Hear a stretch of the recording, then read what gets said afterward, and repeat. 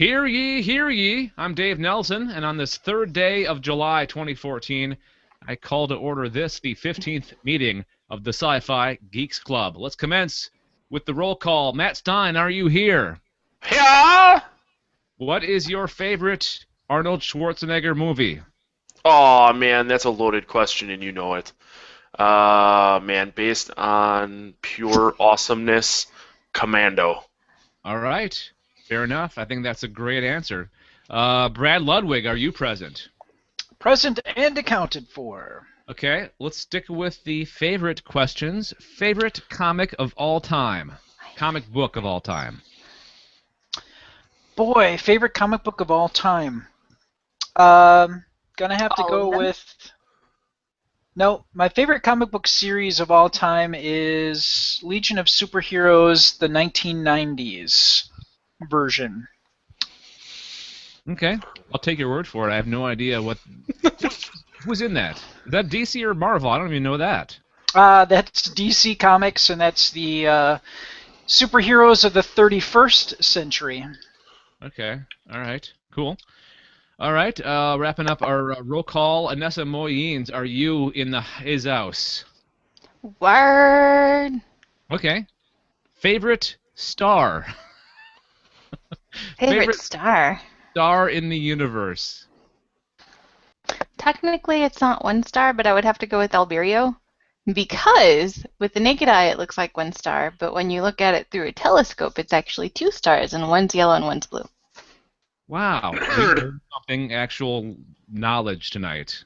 It's an optical binary located in the constellation of Cygnus plus 1. All right. Good enough. Well, welcome everybody to the Sci-Fi Geeks Club. We are geekless, or I mean, we're guestless this week. We don't have a guest.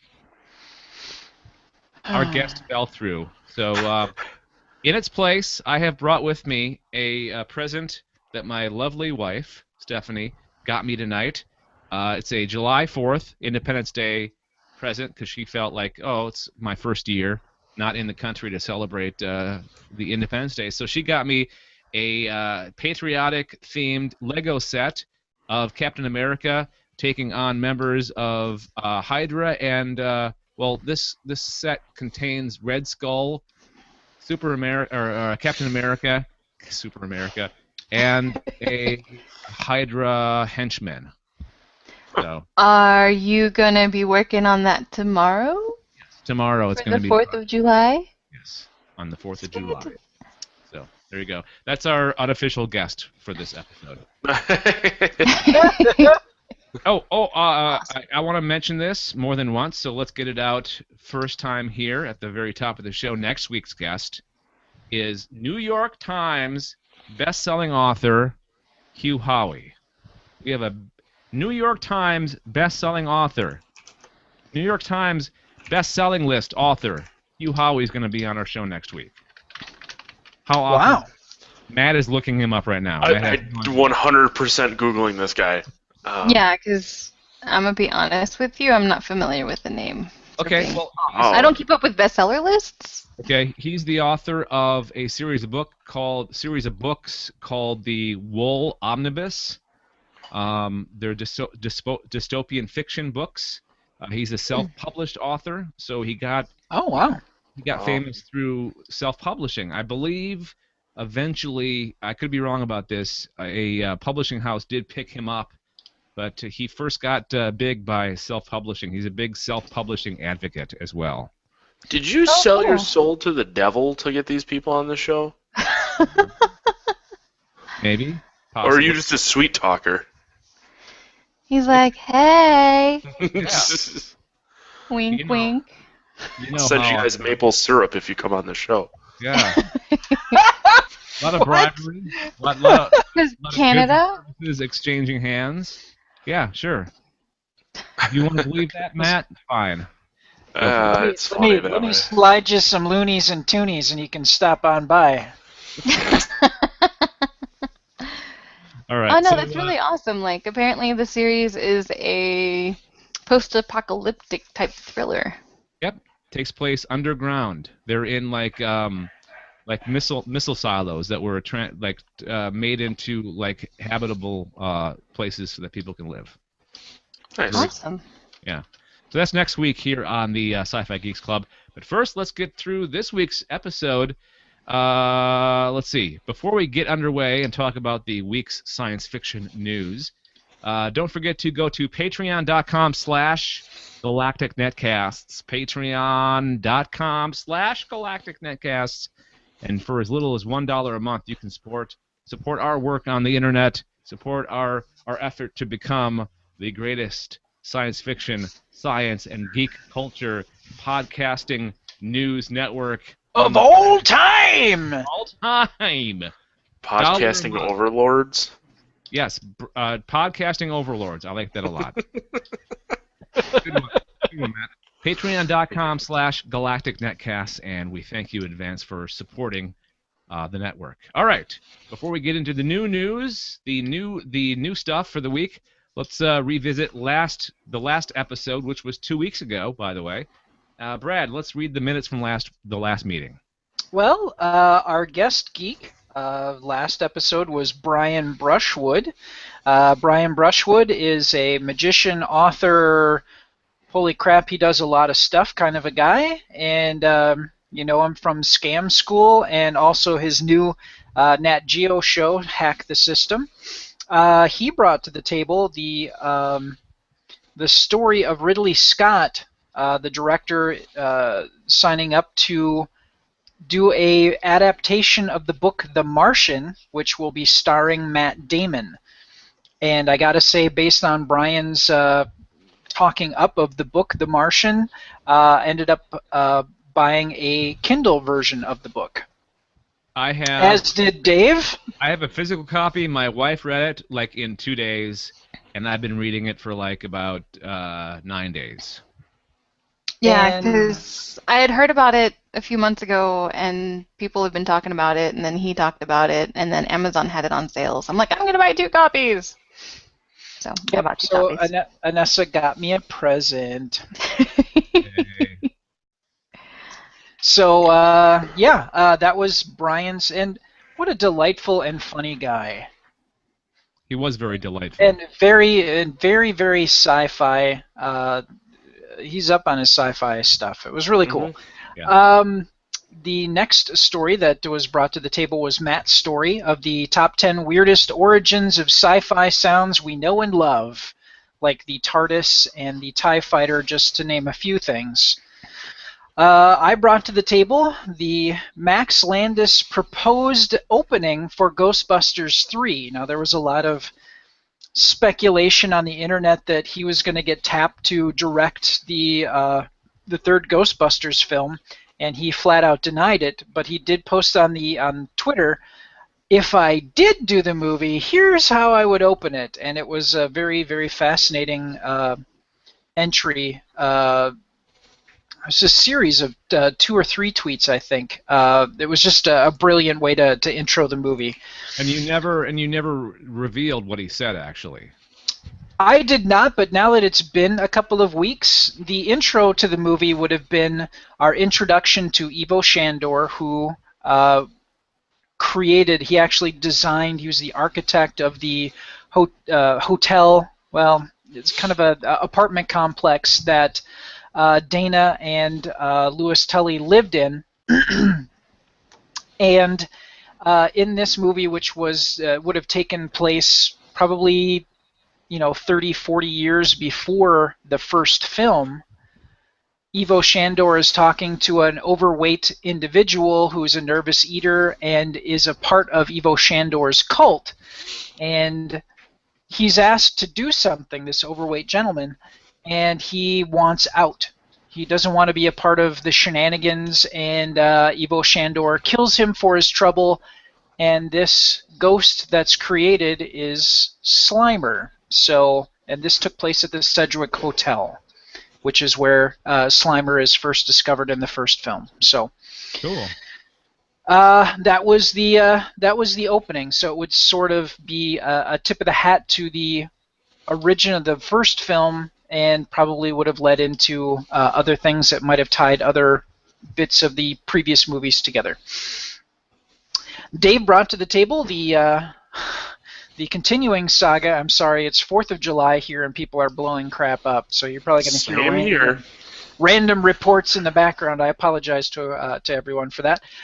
Harrison Ford, as we know, had a bit of the Millennium Falcon drop on his leg, and he broke it in a couple of places. The original report was that he broke his ankle. Now it sounds like he actually broke more than his ankle and parts of his leg. And there's lots of speculation that production's going to be dragged behind. They have to change the story about to kind of deal with Harrison Ford being out for at least 8 weeks with the recovery of his leg. So J.J. Abrams really wants to push back the release date to the next spring, but Disney does not want to. Disney's having none of it, which I think is kind of ridiculous. I mean, Harrison Ford's kind of a deal. So, but that also comes into it's going to cost money to keep the crews, your crews on board to film and all the technical stuff. So I remember who was it? Roger Zemeckis talking about that when he did the movie Castaway. There had to be a period of time where Tom Hanks was going to actually lose a bunch of weight to kind of give more of the appearance of him actually being on the island for a period of time. So I think they took off for like 6 months, but in order for Zemeckis to keep his film crew, everybody that he had on Castaway, he filmed a second film to keep everybody together, and then came back and finished Castaway. So I think Disney might be looking at the cost of trying to. The delays might make keeping crew on the payroll. So maybe they should film one of the other interstitial movies in the meantime. Yeah, maybe. We'll have to see what happens moving forward. And last but certainly not least, Nessa brought to the table a very interesting story of the Frankenstein mythos told through the perspective of Igor, and it would star James McAvoy as Dr. Victor Frankenstein and Daniel Radcliffe as Igor. So very, very interesting tale that would talk about the origins of Igor and give you a whole different perspective on, and it sounded almost humanizing perspective of Victor Frankenstein. So all very good stories. And it wouldn't be your grandfather's Igor. It wouldn't be like the small, kind of chubby, balding Igor from like way back when. Or Marty Feldman from Young Frankenstein. Nope, Yeah. Nothing like that. Yeah. All right. So that wraps up our old stories. All right. On to new news, new business, I should say, and let's get into it with Matt's got the first story. Yeah. Nice and short one. But they released a teaser for the new Star Wars Battlefront game. There wasn't a whole lot of information, but anyone that's played Battlefront kind of knows what it is. For those of you who don't know, it essentially the original games took like battle scenes from Star Wars movies, and you could play them out. So like the big walker guys. This is where me not being into Star Wars will totally show through, and people will smack their faces and be like, "God, this guy is functionally dumb." They're called AT-ATs, right? I was gonna say, are those the AT-ATs? Yep. The AT-ATs, and they fly around. They go pew, and they shoot the thing in their butt, and they shoot the legs, and then they fall over. You could do that in a video game. So they're rebooting that game series, and I'm actually pretty excited because it seems like they put like a stupid amount of effort into it. They went into the Star Wars Museum and like took pictures of the actual models that were used in the movies, and then went to the actual film locations and took like pictures of the scenery, and then they had like replicas made of the miniatures that were used in the movies and took pictures of those at the scenery so they could get like the actual scenes for the game. So they showed like I saw a behind the scenes thing on this. I don't know what it was, but they showed him like in that Norwegian town where they filmed the ice stuff, and they went to Yes. the redwoods in Northern California for the Forest of Endor. Yep. They went, Yeah, and that's what this was. Like this actually came out like 20 days ago, I think it said, but I just found it now. So it looks really cool, and for not being into Star Wars, I'll totally pick it up. Probably not the day it comes out, but I'll keep an eye out for what's happening, which is pretty big when it comes to Star Wars stuff for me. No, this looks like a fantastic game, and it looks like it's. I love how they're going back to all these classic movies, the classic scenes in all the the original trilogy of movies, and just What are they going to do? Like, you can recreate Jar Jar Binks making a jackass out of himself for a couple hours? God, everybody who played that game would want to kill him right away. So, funny side story real quick. My dad has, they released a Star Wars pinball machine that had like a screen on the top, and it would display on the pinball machine. So when you would play, it would register or whatever. And it was for episode 1, so there was a bunch of Jar Jar Binks sounds in it. So when I would go to my parents and play this thing, Jar Jar Binks would yell whatever. I'd say, "Me so horny," or whatever he says. But, it was so annoying every time he would talk. He said Misa something or other. So And Jar Jar Binks is such a hot potato that nobody wants to touch at Disney that they actually lost a director who was interested in bringing Jar Jar. Seriously, he wanted to do more with Jar Jar Binks and kind of make him not as much of a moron. And Disney went, "No, you're done." And I mean, it was just a complete non-starter. Wow.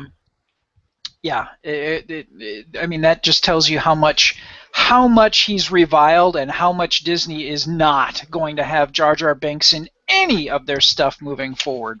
Yeah, there's not a single person that I've ever seen or met that has liked Jar Jar Binks.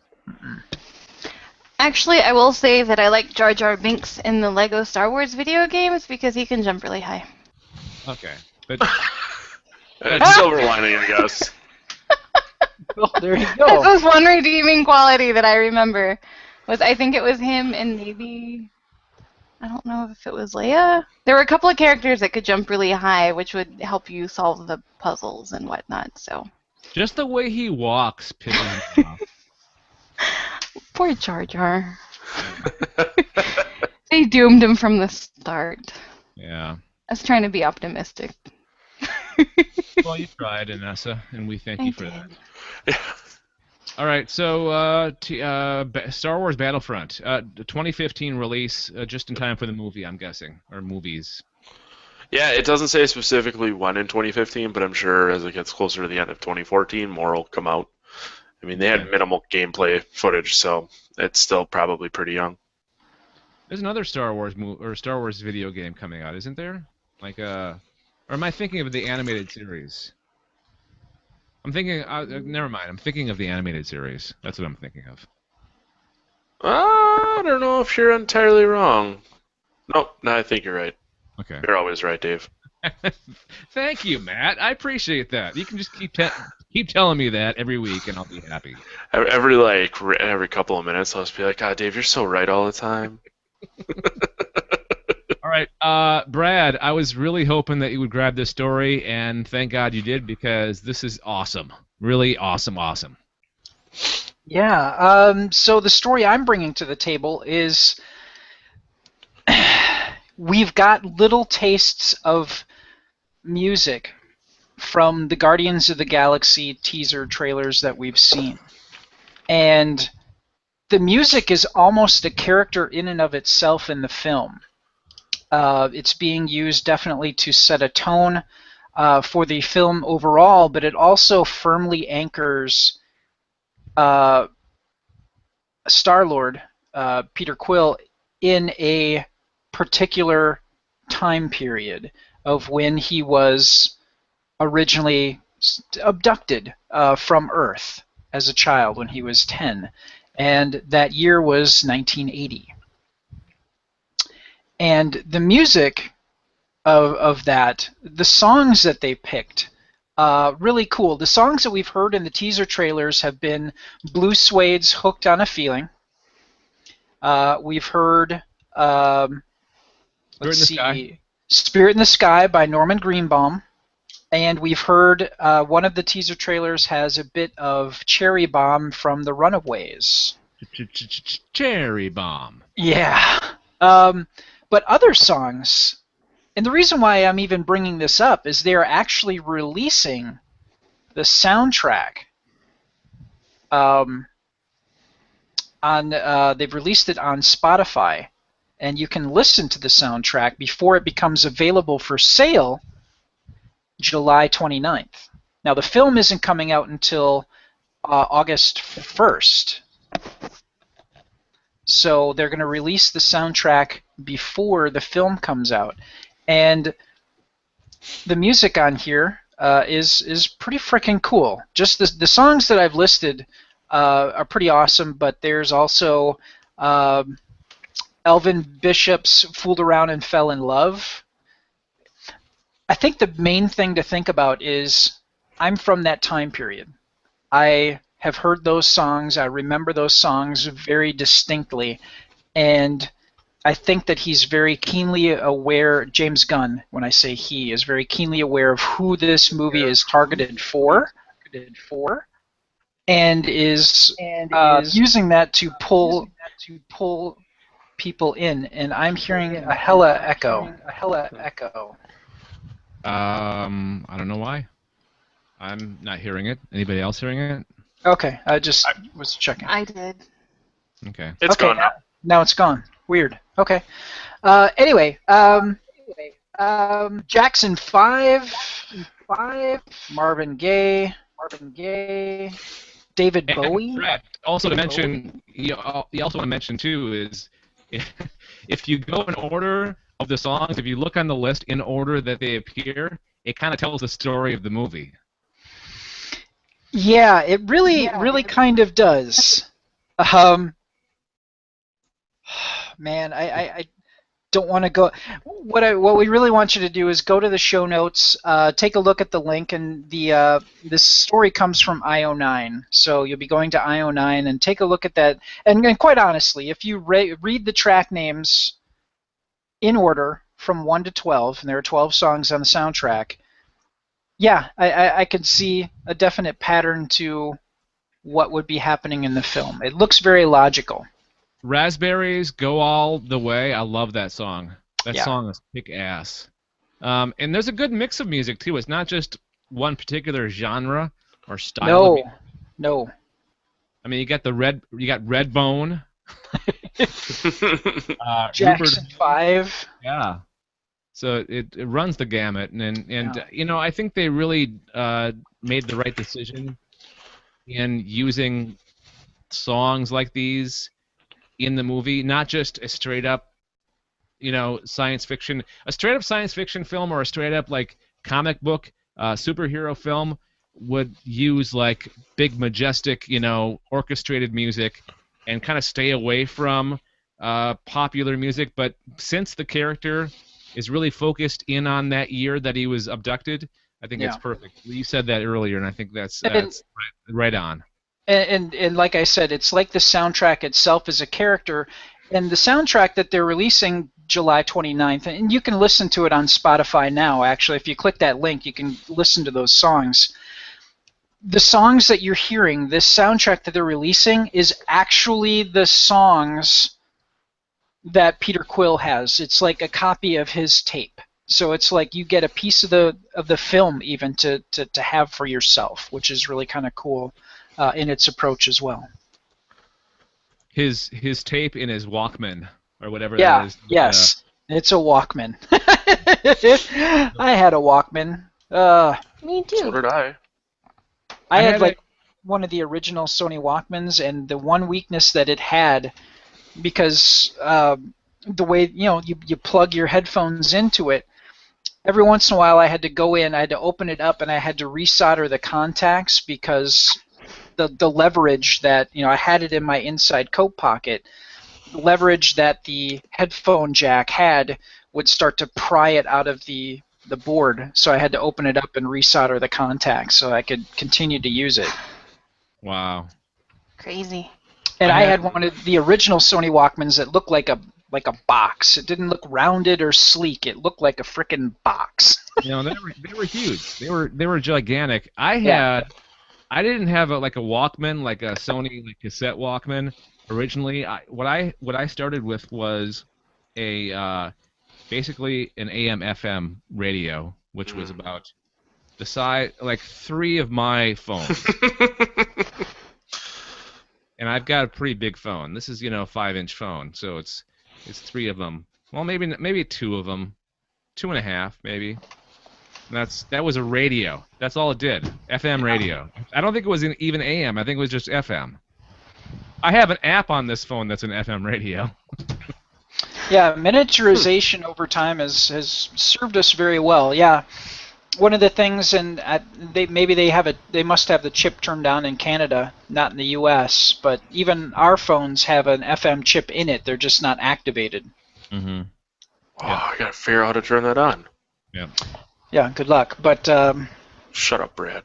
No, I'm saying good luck. If you can hack your phone to that point where you can do that, I wish you well. Actually, this is not a Canadian phone. I got this through a third party. It's actually not through a carrier, so that may be why I have the FM radio app on it. Gotcha. All right, cool. Looking forward to the movie, Guardians of the Galaxy, and the soundtrack as well. Absolutely. I was so happy when I ran into this story, and this is going to cause a lot of controversy. The greatest moments in sci-fi, fantasy, and horror. Are you guys familiar with SFX magazine? Yes. Yes. Vanessa? Well, I've heard of it. I've never actually looked at their magazine, though. Okay. Well, they're out of Britain, and they recently celebrated their 250th issue, and they did it by creating a definitive list of the 250 greatest moments in sci-fi, fantasy, and horror. About 100,000 readers took part in the poll, and you'll be really surprised by the number one greatest moment in sci-fi, fantasy, and horror. So let's just run down the list real quick, and speak up if you are surprised by any of these. So number 10. Oh yeah, you have to buy the magazine to get the whole list, but they released the top 10 online. So here's the top 10. Back to the Future, where we're going, we don't need roads. You guys all agree that's a pretty cool moment? Yes. It is. Yes. Okay. I'm not familiar with the Harry Potter movies, but number 9 was Harry Potter and the Half-Blood Prince, Dumbledore's death. Was that a pretty big deal? Well, yeah, I guess. I wouldn't put it as number 9, though. No, but funny side story. So I'm surprised you guys haven't given me crap about the U.S. losing in the World Cup already, so I'll just bring it up already. But no, why would we give you crap about the U.S. losing? That's our country. You guys like to make me sad. That would mean I would have to care about soccer. Shut up, Brad. Anyways, in the last game, the U.S. goalkeeper set the record for World Cup saves ever. So there's a hashtag going around that says it's like the things Tim Howard could save. His name's Tim Howard. There's a joke saying like, oh, Tim Howard could save my marriage because he saved so many shots. And there's like people photoshopping him in to like popular meme pictures, like the dog getting blasted in the face with the frisbee, and they like photoshopped Tim Howard in there stopping the frisbee from hitting the dog. But they did it with the picture of Dumbledore falling, and it's like Tim Howard catching him. That's my story. That's awesome. Awesome. I got something to add to that. Did you hear that somebody trolled Wikipedia and actually made him one of his credits was Secretary of Defense. Yep. US Secretary of Defense. That's so sweet. That's awesome. Yeah. All right, so number 8, Matt, I know that you're a fan of the Matrix films, right? Yeah. Number 8, The Matrix. Neo dodges bullets in the bullet time scene. I think everybody familiar, even if you're not familiar with the actual movies, you're familiar with that scene because it is iconic. Well, it was like the first time they ever used this slow motion, bending back and stuff, and that's when they spun the camera around the room, and they did like the. Yeah. They did a lot of really innovative stuff in that movie. Now, maybe it wasn't the first time it was ever done, but it was the first time it was done on a huge scale. Yeah, I think a lot of that stuff that a lot of the camera angles and different shots that the Matrix used, I think they used a lot of that stuff in like Chinese martial arts films. Yes. Yeah, because they had like a whole bunch of cameras set up all around the person, and they just had them all going. Yes. And the way that it got edited together just gave it that really cool effect. Like a moment in time is essentially what they were capturing. Yeah, and it's still iconic to this day. I mean, it's still stands out as something very unique. That scene in particular. Yeah. Yeah, All right, and it's inspired a lot of visual effects advances too, and techniques and whatnot. Mm-hmm. So, yeah, should be up there. Yeah. All right. So number 7, Game of Thrones, The Red Wedding. The Lannisters send their regards. I am not a Game of Thrones watcher, but I know about this scene. It's like world famous, even if you don't watch the show. I've watched the scene, and holy crap.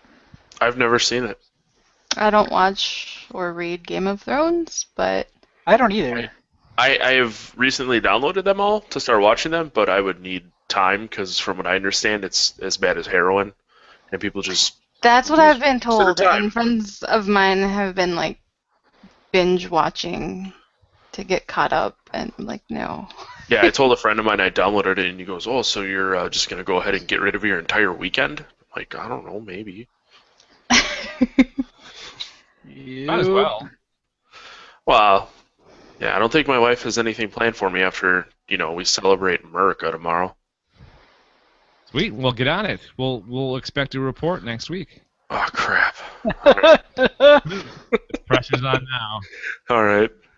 All right. So number 6, Blade Runner, Roy Batty's "Tears in Rain" speech. I don't remember that. Brad?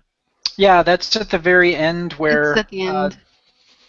Deckard is the big battle with Roy at the end of the film, and they end up on the roof of one of the buildings, and Roy gives his speech, and there's this beautiful dove release scene, and it's excessive, but it is pretty interesting.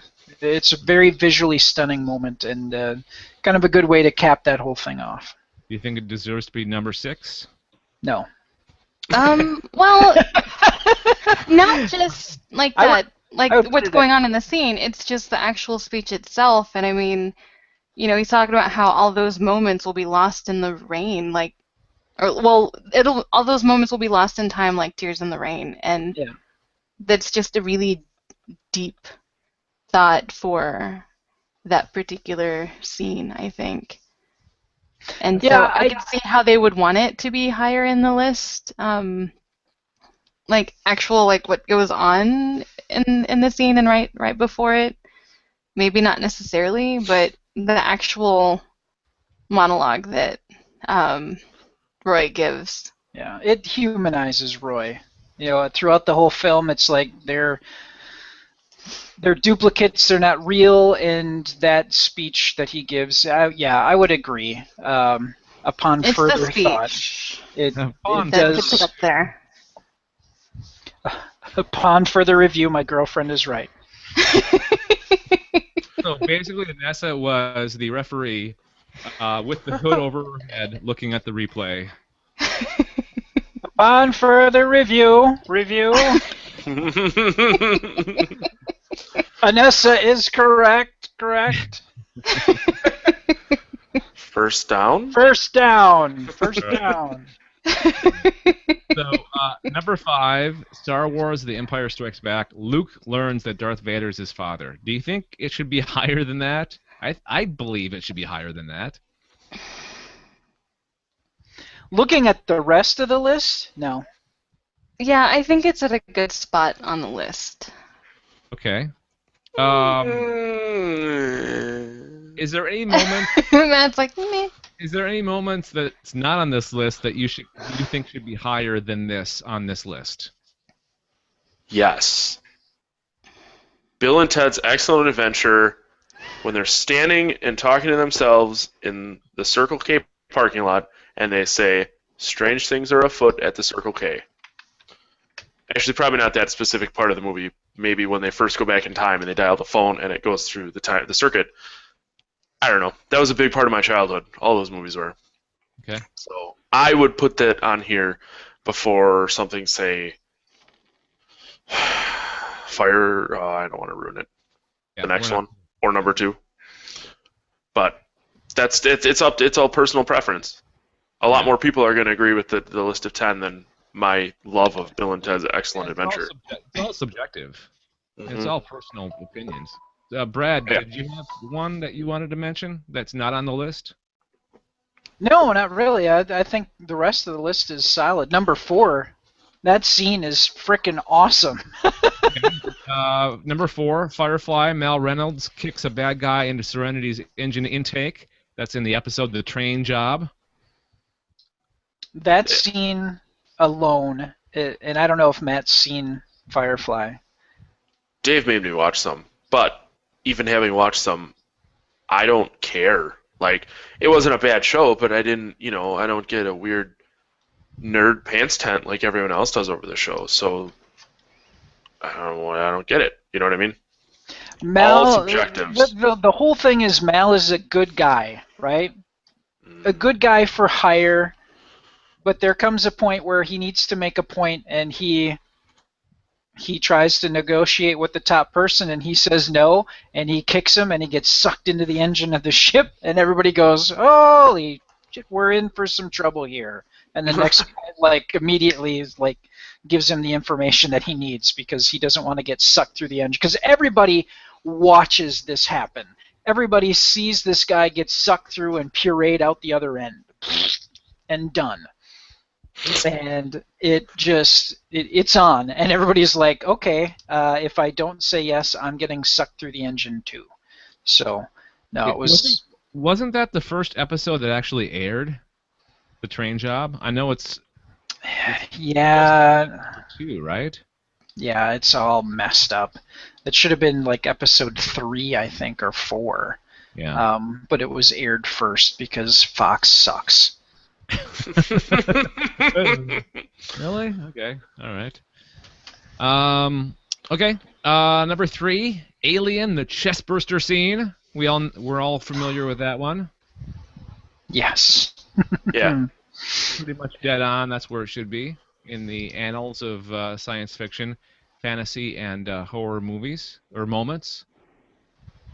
That covers 2, actually. That covers sci-fi and horror. It does. Yeah. Yep. All right, we're getting down there. Number 2. This is it's starting to get controversial now. Number 2, the Avengers, and this is the scene where the Hulk is fighting Loki, and he says, and he kind of uses him as a bad. What would a good analogy? He's flinging him around like a rag doll. There you go. And up against the pavement, and yeah. And he that says, scene was hilarious. He says, "Puny God," and isn't that the first time he actually talks? The Hulk talks in that movie. Yeah, and says words. Yeah. Yeah. He says, "Puny God." That's from the event. All right. Are you guys ready for number 1? Oh yes. This is super controversial. Matt hates it. Number 1 greatest moment in sci-fi, fantasy, and horror is from Doctor Who. The Doctor and Rose say farewell at Bad Wolf Bay in the episode Doomsday. Do you guys agree that this should be number 1? If you didn't tear up, you don't have a goddamn soul, is what I'm saying there. Well, I didn't see it because I don't care about Doctor Who. And I don't care about soccer, so we're even. I never I asked you to think care about soccer.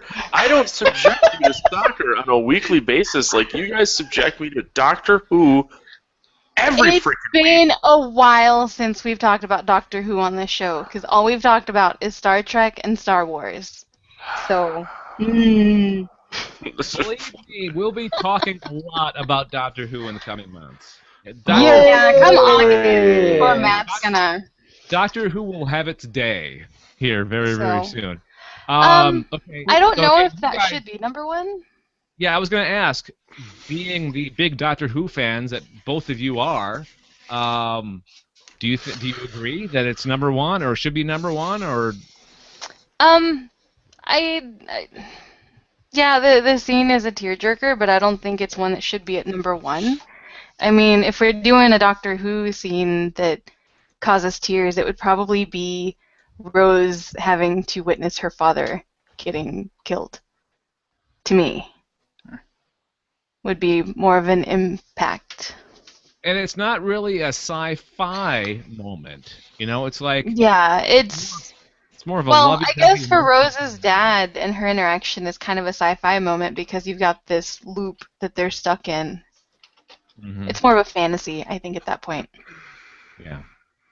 But Right. Actually, the episode, I think it was Human Nature, where the Doctor has kind of put his consciousness into the watch, and so he could pass for human as he's trying to hunt down this family that's come to Earth, and he has to essentially open the watch and become the Doctor, even though he's like engaged to a woman and in love and free of all the BS that comes with Oh, that's the what one where he and it's the Martha era. Martha, they don't know that they're themselves. They think they're somebody else. Well, he thinks he's somebody else. Martha kind of goes along for the ride because she was instructed to. Mhm. And then in the follow-up episode, in which you find out the links at which the Doctor the family of blood wanted to become immortal, and they wanted to steal the TARDIS to do it.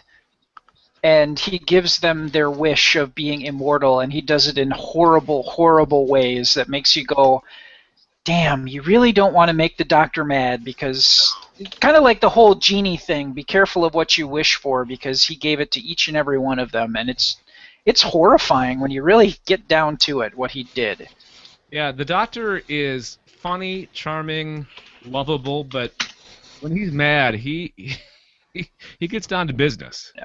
When you cross the bridge too far, it's on.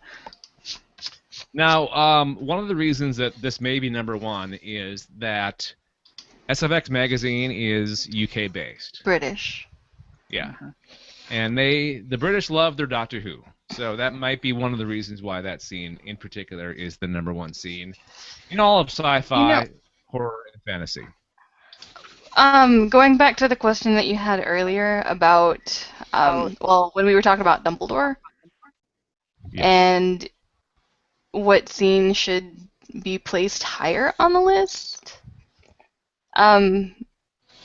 having thought about it a bit, I kind of think that Soylent Green and the realization that Soylent Green is people should be higher on the list. That's a great moment, and that's a moment that Soylent Green is that people! gets made fun of, and that shows how iconic that scene is. It is, and I kind of think it should be higher up on the list than it is. Okay. If anything, it should be where Dumbledore is, and I'm probably going to hear a lot of people from, that are huge fans of Harry Potter going, "No, Dumbledore should have been higher." Yeah. Well. But whatever. Yeah, Soylent Dumbledore Green made is the people. top 10 of 250. I mean, choose your battles, Harry Potter people. Yeah. Yeah. I'm curious. I think I'm Soylent curious to see Green. the rest of the list, and I may pick up the SFX magazine just to see. I'm curious. Yeah, if I happen to see it on a shelf somewhere, I might pick it up just to read and judge. All right, let's move on to our final story, and I guess we can talk about this, Anessa.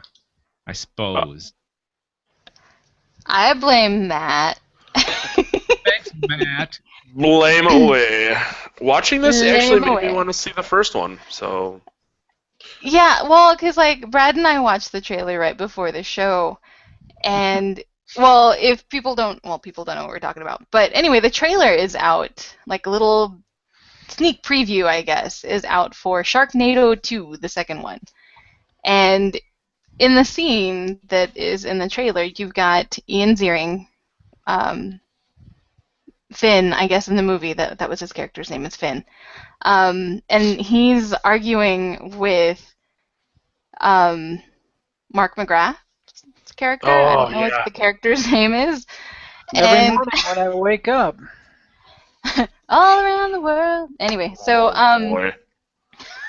statues crumble for me.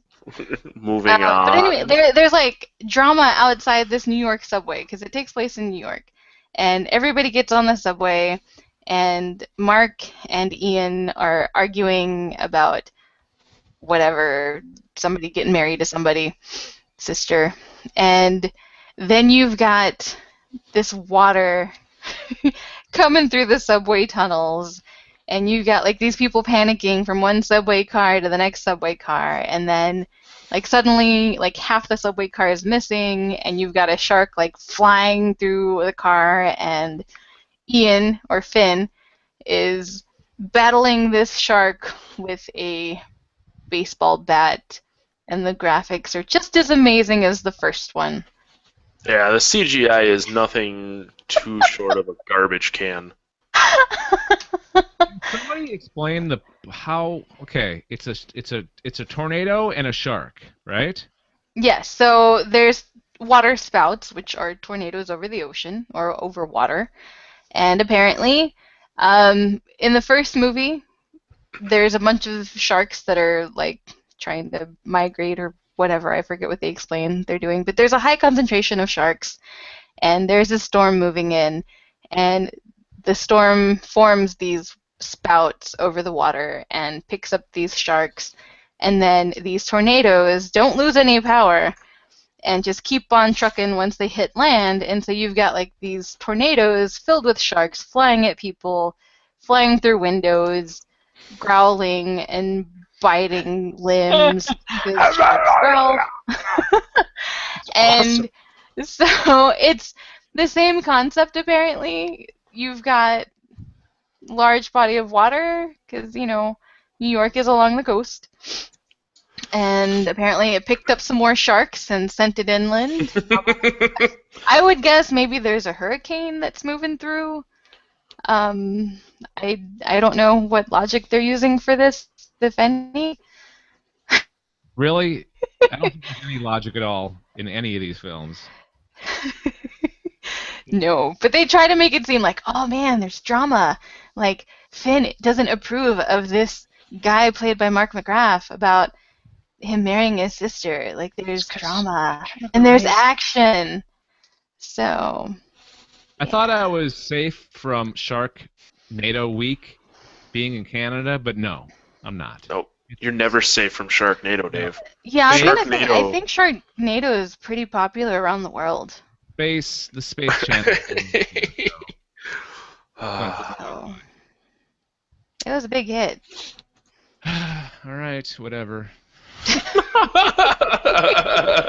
So I just wanted to, talk about the trailer, let people know that the trailer is out if they want to check it out. Movie comes out later this month, I do believe. Those who care already know. Yeah. Yeah. So July 30th. Excitement. I'm just glad that we're not talking about this next week when we have a New York Times best-selling author, Hugh Howey, on the show. No, we won't be talking about Sharknado unless something major happens. But do I need to act like an adult when he's here? Yes. I start now. Dave. Shave that beard. I've been thinking about it. I might cut her down to a mustache tomorrow. Celebrate America in style.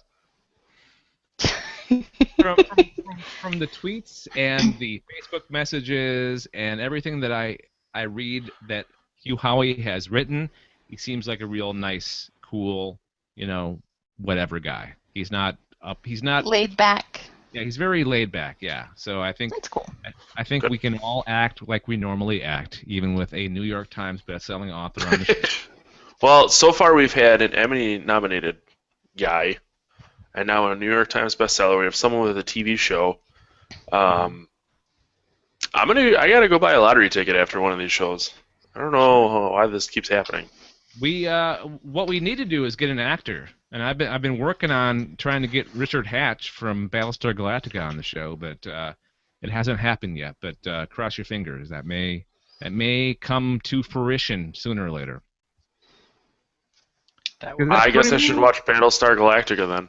Yeah, yeah. Yeah, because he's in the original and the new series, so. Yeah. It's on my very long list of things to watch. The very end of that very long list, I'm guessing. No, it's not. It's towards the top of my Netflix queue. Yeah, we recommend it. No, and that's it. I want to actually watch it. Like right now, I'm quote unquote watching that '70s show, but like I put it on and then I go to sleep, and I don't want to do that with Battlestar Galactica. I want to actually watch it. So yeah, and that's why I haven't started it. Put it on and go to sleep. Did we watch any episodes of that for the Sci-Fi Film School? No, I don't believe so, unless it was before me. I don't think so. You made Matt watch Doctor Who. Yeah, we watched Doctor Who, Firefly, and a bunch of really bad movies. Yeah. Those are the best ones to talk about, the really bad movies. They really are. We should do a special Sci-Fi Film School, Sci-Fi Geeks Club special where we basically do the format of the Sci-Fi Film School. That'd be fun. Yeah, I'd like to bring the Sci-Fi Film School back a bit. Yeah. Maybe do like a once a month thing. Yeah, I think that's a possibility in the future. So, I believe that Brad has to go to do another podcast. So let's wrap up the show. We're done talking about the news. So all we have to do now is talk about announcements. Before we wrap up, let's review the What We're Watching Weekly Galactic Netcast Summer Movie Draft. Does anybody have the document open that we can? It's opening very slowly. That's what she said. We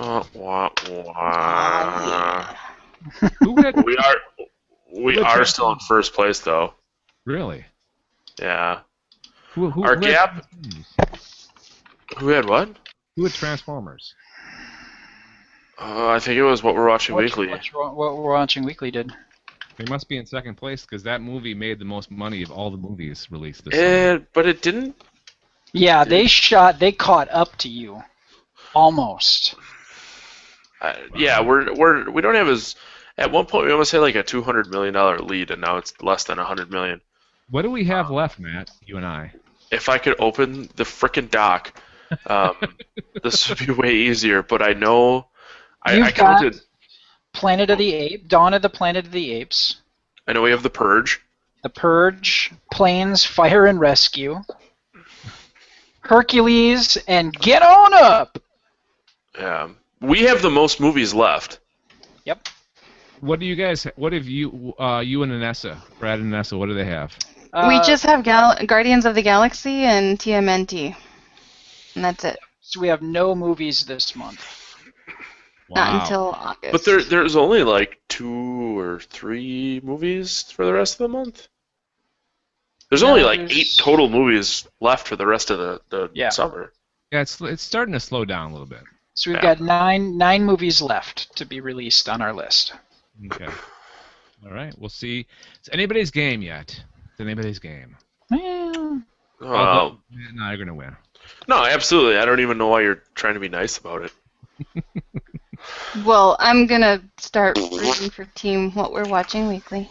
Yeah. Oh, Suck it. fine. Because we all know that Team Hondo can't do anything. Hey, but we're not that far behind, though. Thank you very much. No, not anymore. No, you guys are not anymore. We've caught up a bit. You have a firm foundation for the entire movie draft. A firm foundation to lose with. Oh yeah, but there's someone's got to be on the bottom. Yeah. That's what she said. It All is what right. she On that said. note, let's wrap things up by reminding you guys to subscribe to this show, this Galactic Netcast, on iTunes and Stitcher. And if you're on iTunes, throw us some 5 stars and a good review. We appreciate that. We're on Stitcher as well. Follow us on Facebook, Google Plus, and the Twitter. And real quick, galacticnetcasts.com. Go there and you can watch a variety of past episodes. It's on the Watch tab, and then you click on Archives. You go to that page, and a random show will pop up. It could be the latest Sci-Fi Geeks Club. Could be episode 1. You never know. Could be a Sci-Fi Film School podcast episode. Wow. A random collection of our episodes that you can watch on our website, galacticnetcast.com. So that's going to do it. I know that we don't normally do this on the Sci-Fi Geeks Club, but final thoughts? Just you don't have to answer. Just you guys excited for anything coming up? Like next week's episode where we have the New York Times bestselling author Hugh Howey on? Yes, actually, I'm looking forward to kind of digging through and seeing a little bit more of his stuff. I feel bad that I didn't get a chance to read any of the Flotilla stuff that Daniel Haidt, who's kind of writing in that same genre of post-apocalyptic wordsmithing. Yes. Yeah, I'm looking forward to finishing my homemade bacon. I got that going for me. And Anessa and I this weekend are working on the podcasting furniture, essentially, the tables for our studio. So we are going to be grilling tomorrow and doing some woodwork. So I guess happy birthday, America. Yeah. Celebrate your country's freedom by blowing a piece of it up. Homer Simpson. All right. On that note, out of here, I call this edition of the Sci-Fi Geeks Club adjourned. Hang on. Where's my gavel? I call this meeting of the Sci-Fi Geeks Club adjourned. Goodbye, everybody. Adios. Okay, bye. Bye, Dad. There you go. Bye, guys.